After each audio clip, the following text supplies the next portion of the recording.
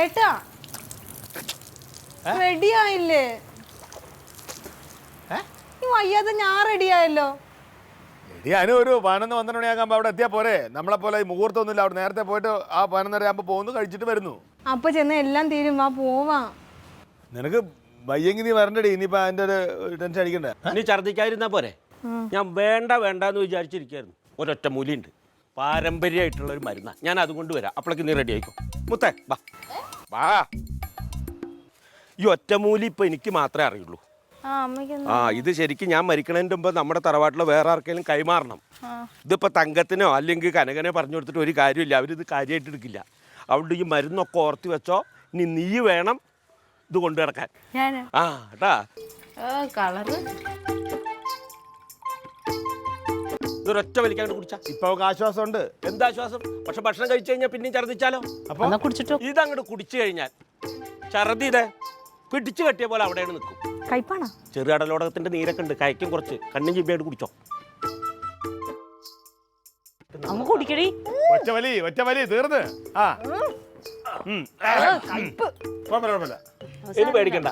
ഇനിയിപ്പോ അവിടെ എന്താ നീ പറഞ്ഞ കുഴിമന്തിയോ കപ്പയോ മീൻകറിയോ പിന്നെ എന്താ ഒരു ആടിന് മൊത്തം അങ്ങനെ വെച്ചു പറഞ്ഞില്ലേ? അത് മുഴുവനും വാരി വലിച്ചു കഴിച്ചോ, ഛർദ്ദിക്കില്ല. പോയിട്ട് വാ. വേണ്ട വെക്കുമ്പോഴേ. സാരി കൊള്ളാം കേട്ടാ, കലക്കിയിട്ടുണ്ട്. അമ്മായിയുടെ ഞാനിത് ഇംഗ്ലീഷ് മരുന്നിൽ നിൽക്കുന്നല്ലേ കരുതിയത്. കുറച്ച് നല്ല ഫുഡ് കഴിക്കാൻ പോണ. ആരും കൊതി വിടരുത് ഇവിടെ. അയ്യോ ഇല്ല പോയി വരി. ധൈര്യമായിട്ട് കഴിച്ചോ. പാവാതെ ഒരുപാട് ആഗ്രഹിച്ചാണ്. എത്ര സാരി അറിയോ, മാറി ഇങ്ങനെ വെച്ചോക്കുക. പക്ഷെ എന്നാലും ഈ ലില്ലിമോക്ക് ഇങ്ങനെ ഒരു ഇത് വന്നോണ്ട് ഞാൻ ആ സുരേന്ദ്രന്റെ തട്ടുകട അയ്യോ അവക്ക് സഹിക്കണല്ലോ. നിനക്കാണിപ്പോ വന്നെങ്കിൽ അതിനുള്ള വഴി നീക്കി കഴിഞ്ഞ് നോക്കി ഉടനെ 2 ദിവസത്തിനകത്ത് പൂട്ട് വിടും. എടി ഇത് പച്ചമരുന്നുകളാണ്. 5-6 സൈസ് ഇലയും വേരും ഒക്കെ പാടെ കൂടി പിഴിഞ്ഞെടുത്ത് കൊടുത്താൽ ഛർദ്ദി പിടിച്ചു കെട്ടിയ പോലെ നിൽക്കും. ഇതൊക്കെ അറിയാമെങ്കിൽ ആദ്യമേ അങ്ങോട്ട് കൊടുത്താൽ പോരുന്ന പെണ്ണ് ഇത്രയും ഛർദ്ദിപ്പിക്കേണ്ട കാര്യം ഉണ്ടായോ? ഇതിപ്പോ നിസ്സാരായിരിക്കും. ഇംഗ്ലീഷ് മരുന്ന് കൊടുത്താൽ മാറുന്നല്ല കരുതിയത്. പച്ചമരുന്നിന്റെ ഒരു ഗുണം കൂടാണ്.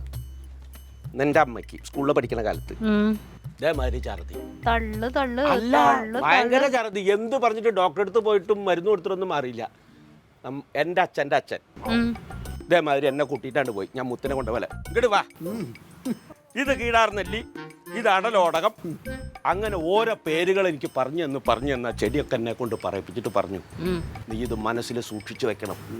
ഇത് പാരമ്പര്യമായിട്ട് നമ്മുടെ തറവാടിലുള്ള ഒറ്റമൂലിയാണ്. ഇതൊക്കെ നമ്മുടെ പറമ്പിലുണ്ടോ? അല്ലാണ്ടല്ലോ പറമ്പില്. ഇതാ കാണിച്ചു കൊടുത്തല്ലോ.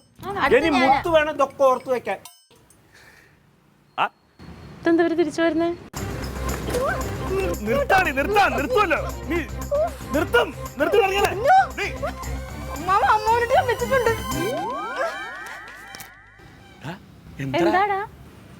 അമ്മാവ് എന്താ കളി കൊടുത്തത്? മരുന്ന്. ആ വളം എത്തിയതേ ഉള്ളൂ. ഇത്ര നേരം ഇടിവെട്ടിൽ മാത്രമേ ഉണ്ടായിരുന്നുള്ളൂ. ഇപ്പൊ മഴ പെയ്യാനും തുടങ്ങി. എന്റെ ഋഷ്യശൃംഗ. ഓ